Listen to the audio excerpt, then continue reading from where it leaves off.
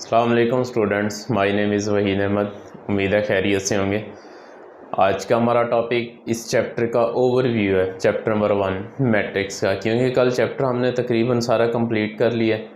इसका last part exercise 1.6 grammar rule और inversion method, ये दोनों हमने कर लिए एक एक क्वेश्चन।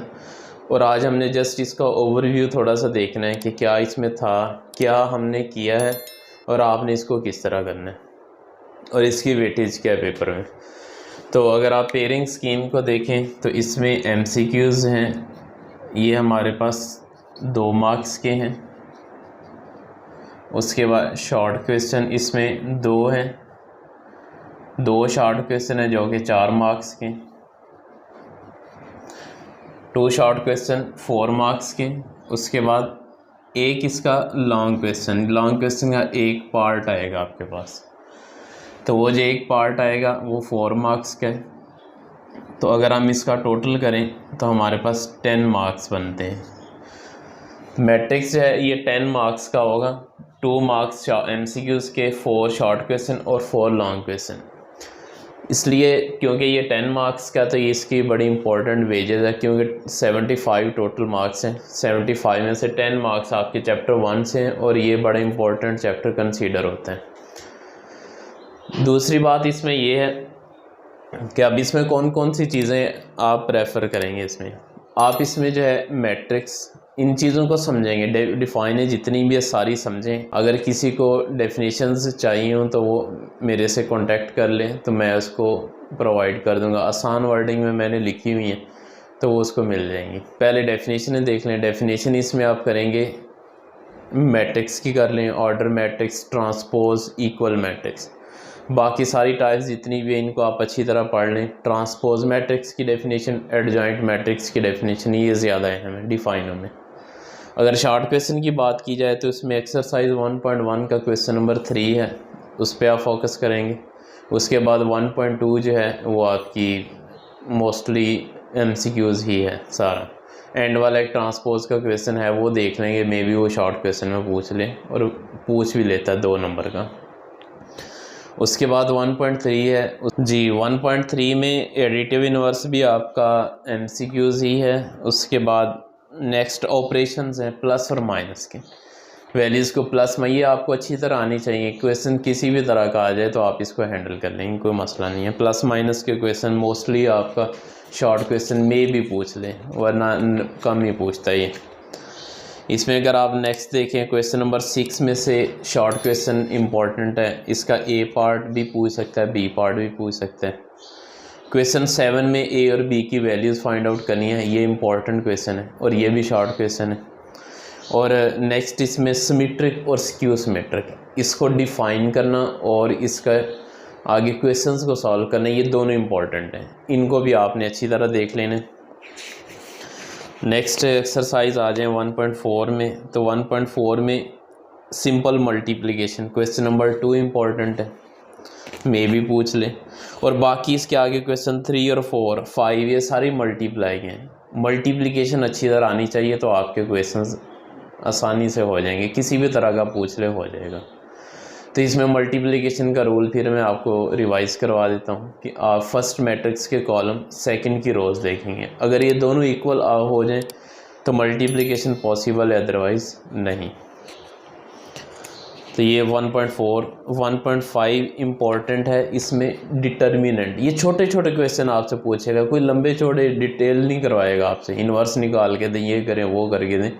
छोटे छोटे डिटर्मिनेंट पूछ लेगा, डिफ़ाइन कर दो डिटर्मिनेंट को। सिंगुलर मैट्रिक्स और नॉन सिंगुलर पूछ लेगा, ये क्या है, इसके बारे में एक मैट्रिक्स देगा, बताएंगे ये सिंगुलर है या नॉन सिंगुलर है।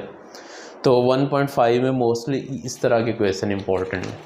और इसका क्वेश्चन नंबर 5 है, वो इम्पॉर्टेंट है कुछ, हाँ, जिसमें हमने ये बताना है कि ये एक दूसरे के मल्टीप्लिकेटिव इन्वर्स हैं या नहीं। थोड़ा सा टेक्निकल है। तो सिंपल आपने मैट्रिक्स को मल्टीप्लाई करना है, मल्टीप्लाई करने के बाद अगर दोनों का आंसर आइडेंटिटी मैट्रिक्स आ जाएगा तो एक दूसरे के मल्टीप्लिकेटिव इन्वर्स होंगे, अदरवाइज़ नहीं होंगे। उसके बाद बस चैप्टर क्लोज है। नेक्स्ट हमारा एक्सरसाइज 1.6 आती है, most important question, long question के पॉइंट ऑफ व्यू से बड़ा इंपॉर्टेंट है। इसमें एक मेथड वो आपसे पूछेगा ही पूछेगा, क्रैमर रूल पूछ ले या इन्वर्जन मेथड पूछ ले, 4 नंबर का क्वेश्चन वो कन्फर्म पूछता है। तो आप इस पे फोकस करें, इस एक्सरसाइज को अच्छी तरह करें। तो इसमें उम्मीद है मसले नहीं आएंगे, मसला आएगा तो फिर हम इंशाल्लाह हल करेंगे उसको। तो लेकिन इसको आपने अच्छी तरह करना है, क्वेश्चन 1 बाय 1 करना है, क्योंकि 8 पार्ट हैं मैक्सिमम। थ्योरेटिकल वो कम ही पूछता है, मैक्सिमम वो आपको इक्वेशन देगा, इसको क्रैमर या इन्वर्जन से सॉल्व करवा लेगा। तो ये था शॉर्ट सा ओवरव्यू इस पूरे चैप्टर का। नेक्स्ट इसमें इंपॉर्टेंट चीज़ इसके एमसीक्यूज़ हैं। बुक के एंड वाले एमसीक्यूज़ आपने हमेशा अच्छी तरह करने होते हैं, उसके बाद बीच में से कोई एक आध हो जाए तो कोई इशू नहीं।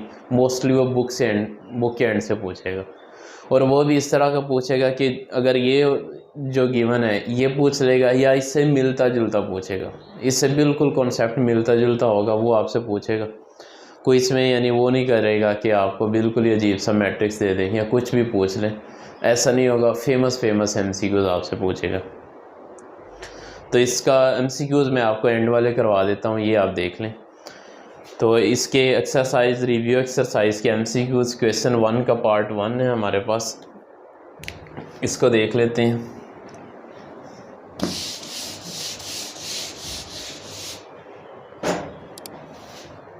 रिव्यू एक्सरसाइज का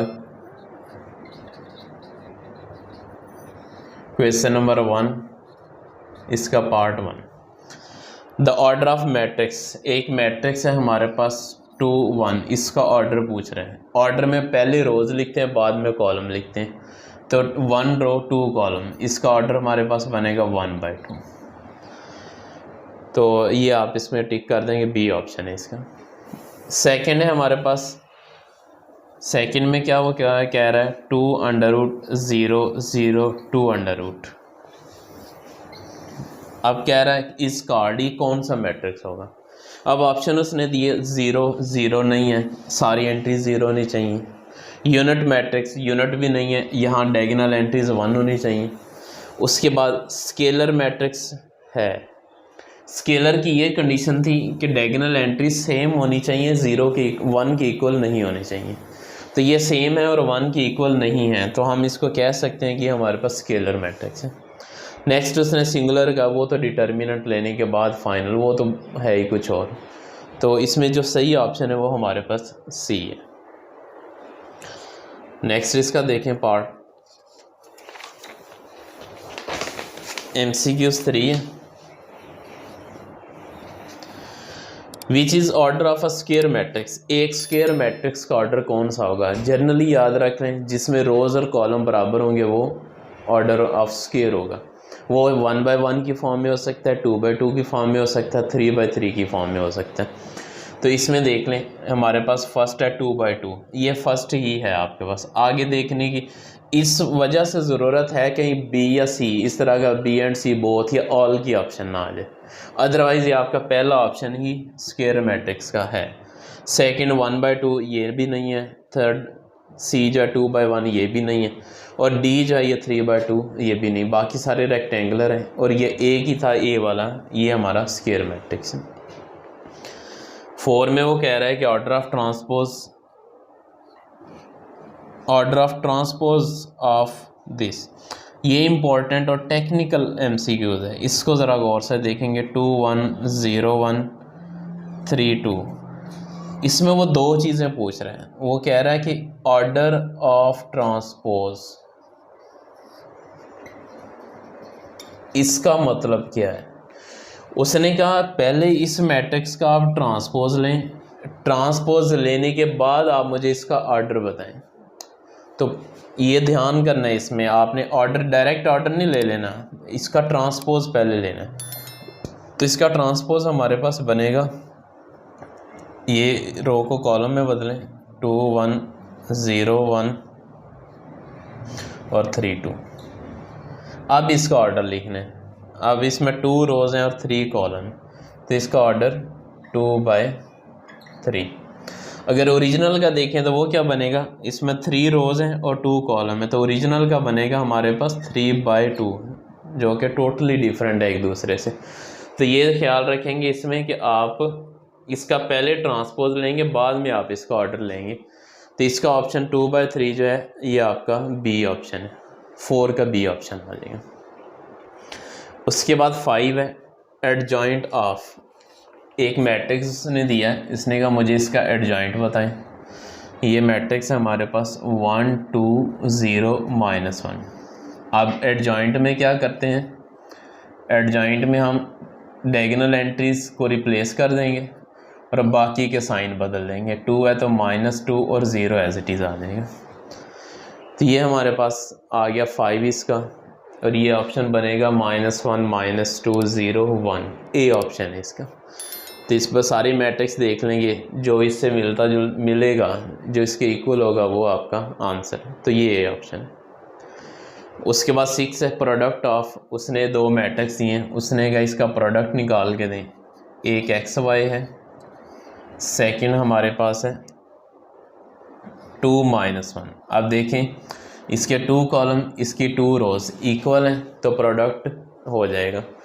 तो प्रोडक्ट क्या आएगा, अब इसमें फर्स्ट रो को फर्स्ट कॉलम, एक ही रो है, कॉलम से मल्टीप्लाई करें, x × 2 2x plus y × -1 -y। तो इसका फाइनल आंसर जो है हमारे पास 2x -y, ये इसका आंसर आ जाएगा 2x -y, सी ऑप्शन, 6 का सी। उसके बाद 7 इम्पॉर्टेंट है, उसने एक आपको मैट्रिक्स दिया इक्वल टू 0 किया और कहा है कि x की वैल्यू निकाल के दें। तो इसको देख लें, 7 है हमारे पास 2 6 3x = 0। अब उसने कहा x की वैल्यू फाइंड आउट करके दें। तो किस तरह होगा ये, अब इसमें डिटर्मिनेंट लें, जैसे लेते हैं डायगोनल एंट्रीज का product 2 × x 2x minus other entries का प्रोडक्ट 6 3 18 = 0। -18 इधर आएगा तो +18, हमें x चाहिए तो 2 मल्टीप्लाई इधर आके डिवाइड, 18/2, यहाँ से x की वैल्यू हमारे पास 9 आ जाएगी। तो इसमें 7 का ऑप्शन ए आ जाएगा। तो x की वैल्यू 9 7 9 हो जाएगा। उसके बाद 8 है, 8 में उसने कहा एक मैट्रिक्स दिया है, उसने कहा x की वैल्यू निकाल के दें। तो इसको हम इधर देखते हैं, थोड़ा सॉल्व करें।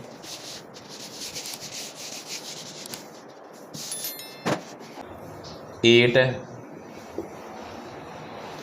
If x plus matrix -1 -2 0 -1 equal to